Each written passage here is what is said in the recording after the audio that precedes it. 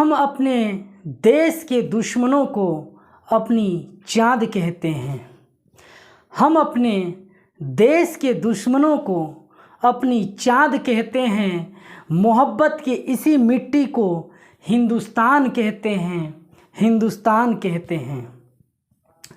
जो दुनिया में सुनाई दे उसे कहते हैं खामोशी, जो आँखों में दिखाई दे उसे तूफ़ान कहते हैं। जो ये दीवार का सुराग है साहब, जो ये दीवार का सुराग है,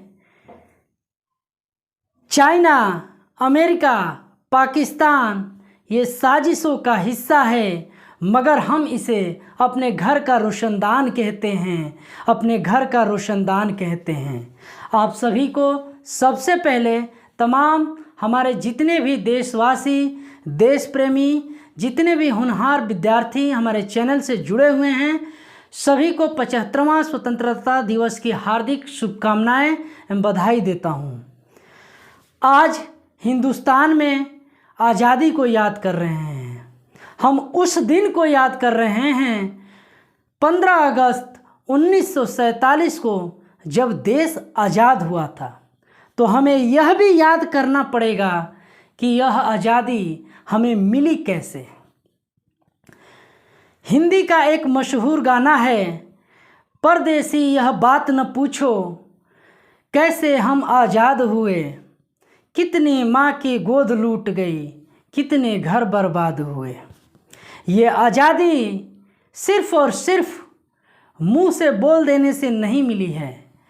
ये आज़ादी हाथ में तिरंगा लेकर के, एक बाइक पर ट्रिपलिंग करके, बिना हेलमेट के सिग्नल को तोड़ने से नहीं मिली है। ये आज़ादी लोगों ने अपने जीवन के कैरियर को दांव पर लगाया है। इसका जागता हुआ उदाहरण के तरफ मैं ले चलूँगा। भगत सिंह के बारे में आप सभी लोग जानते होंगे। भगत सिंह को शहीद-ए-आज़म के नाम से जाना जाता है। भगत सिंह जिस कॉलेज में पढ़ते थे, उस कॉलेज के अपने क्लास के सबसे बेहतरीन स्टूडेंट्स माने जाते थे। वो चाहते तो अपने पढ़ाई को ख़त्म करके अच्छी नौकरी ले सकते थे।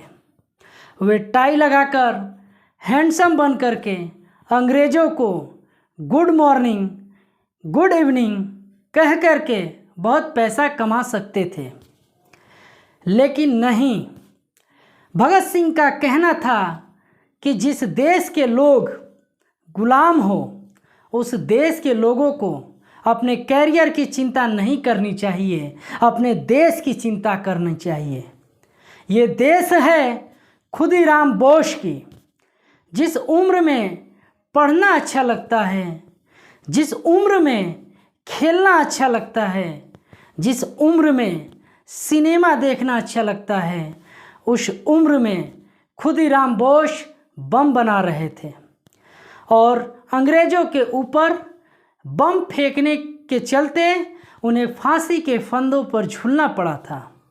ये देश है, देश के कुर्बानी में अनेक जाति, अनेक धर्म के लोगों ने अपने जीवन को न्यौछावर किया है।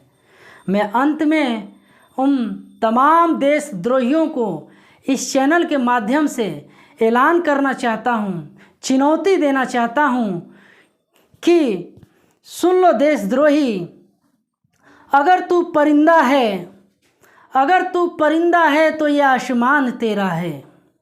अगर तू परिंदा है तो ये आसमान तेरा है। अगर तू दरिंदा है तो ये शमशान तेरा है। रहना है तो देश प्रेमी बनकर रह इस देश में, वरना ये कब्र तेरी है और ये कब्रिस्तान तेरा है, ये कब्रिस्तान तेरा है। मैं फिर से अंत में आप सभी तमाम जितने भी भाई, जितने भी हमारे देश प्रेमी, जितने भी हमारे विद्यार्थी इस चैनल से जुड़े हुए हैं, उन तमाम सभी को मैं 75वां स्वतंत्रता दिवस की फिर से सहे दिल से बहुत सारी शुभकामनाएं देता हूं, बधाई देता हूं। अपने इस चैनल QC हिंदी क्लासेस के तरफ से मैं आशा करता हूं कि आप लोग को मेरे जो आज का स्पीच है आप लोग को पसंद आई होगी। तो चलिए, थैंक यू, जय हिंद।